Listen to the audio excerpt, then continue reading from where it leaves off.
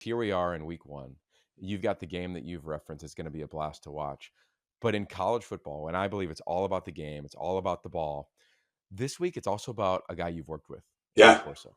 It is going to be a celebration of his influence on this game that will last so long. But you lived it with him for a long time. I know he's dear to you. If you can share here before we let you go, how you're going to carry and how you do carry on some of the principles into your process, into your life that you learned from Coach Corso. I learned so much from him. I think that people focus on the laughs, the Corso, the showman, and the board entertainer, which he certainly is. I think to me, he's always a coach. He's first and foremost a coach, and he did a better job at that than people realize. Programs that were dead on a slab, he brought to life at Louisville and Indiana. Along the way, made a difference in a whole bunch of guys' lives. His players love him.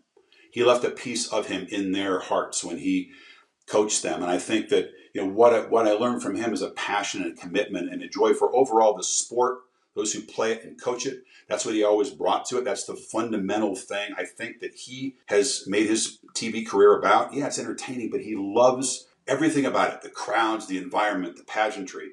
He doesn't take himself so seriously. That's a lesson I learned, and I have to relearn that a lot because all of us tend to get in our own head and get wound up and take what we do seriously. You can take your job seriously, but understand that what we're doing is still fun, and it's supposed to be fun for the people watching it.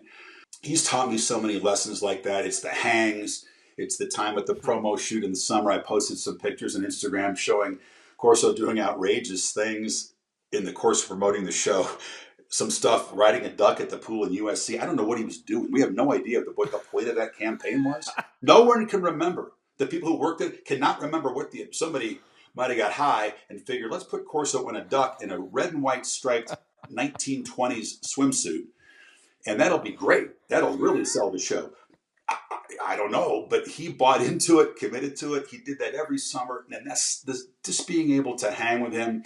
As time's gone on, it's been harder and harder to have dinners and that kind of stuff because he has to really conserve his energy for what's important on Saturday mornings, and also we're in different cities more and more. But I go to Orlando and visit with him in the off season, and the time with him is so precious. And just to be able to learn from him, laugh with him, laugh at him for the last 35 years has been a joy. And his birthday just passed 90. People can't believe he's 90. And I think it's going to be highly emotional for him to be there in the Horseshoe in Columbus on the 30th and do that last show and make that pick and then say goodbye to game day. And I think he's got lots of things to look forward to and other chapters ahead.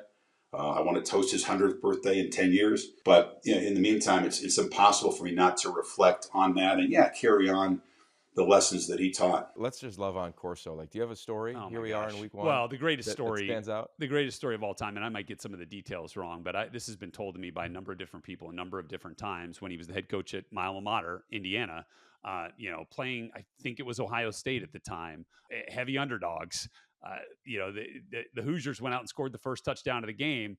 Well, sure enough, Corso calls timeout, sends the whole team out onto the field in front of the scoreboard, and they take a team picture with the scoreboard reading Indiana 6, Ohio State nothing, just to simulate that they had actually won, like they had won the game.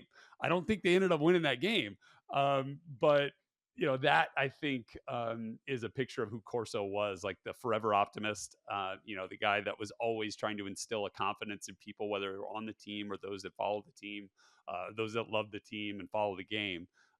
That to me was a beautiful one. And he is so revered in two professions that love one sport, right? The coaching profession, the broadcasting profession, all because of his passion for college football and for the people that are part of it. Yeah, no, it was really cool last year being at Indiana for game day. Yeah.